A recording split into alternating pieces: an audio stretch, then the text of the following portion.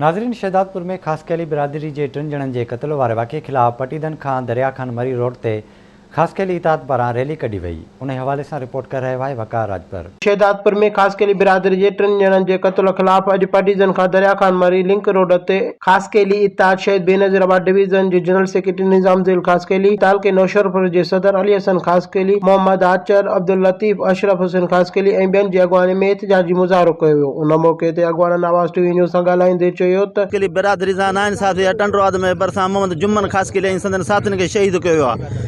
असां वज़ीर आला सिंध का मुतालबो था कयूं, चीफ जस्टिस ऑफ पाकिस्तान मुतालबो था कयूं, चीफ जस्टिस ऑफ सिंध का मुतालबो था कयूं ज़ाहिद उमरानी के गिरफ़्तार कयो। महिरबानी करे न त एहतिजाज जो दायरो वधाईंदासीं। ज़ाहिद उमरानी क़ौम जे माण्हुनि जेको आहे हमलो कयो आहे, जंहिंमें 26 माण्हू ज़ख़्मी थिया आहिनि, 4 माण्हू जेको आहे शहीद थी विया आहिनि। मेन माण्हू ज़ाहिद उमरानी जेको हिन महिल ताईं गिरफ़्तार नथो कयो वञे। असां सिंध हुकूमत खां वज़ीर आला, IG सिंध ऐं chief justice of Sindh, supreme court जे चीफ जस्टिस खां अपील था कयूं त ख़ासि किलनि सां इंसाफ़। 24 ज़ख़्मी आहिनि, 4 फ़ौत थियल आहिनि।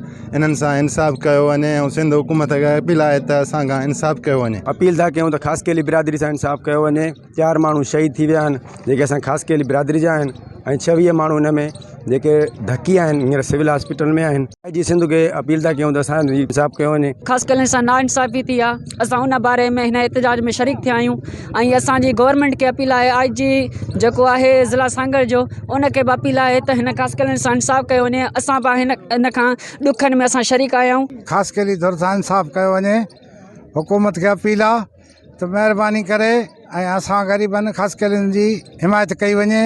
वज़ीर आला खे थी आहे, इन जो असांखे इंसाफ़ खपे। ज़ाहिद उमरानी शहदादपुर जे ख़ासकैली बिरादरी सां वॾो ज़ुल्म कयो आहे। 40 खां वधीक माण्हुनि मथां अंधाधुंध फायरिंग करे 2 मर्द हिक औरत खे क़त्ल कयो आहे ऐं केतिरनि खे ज़ख़्मी कयो आहे, जंहिं मां बि कुझु माण्हुनि जी हालत गणिती जोगी आहे। IG सिंध हुकूमत ऐं वस वारनि खां मुतालबो था कयूं त शहदादपुर में बेगुनाह क़त्ल कयल ख़ासकैली बिरादरी जे वारसनि सां इंसाफ़ कयो वञे ऐं क़ातिल मास्टर माइंड मुख्य जवाबदार ज़ाहिद उमरानी खे गिरफ़्तार कयो वञे। ॿी सूरत में सॼी सिंध में एहतिजाजी मुज़ाहिरा कया वेंदा।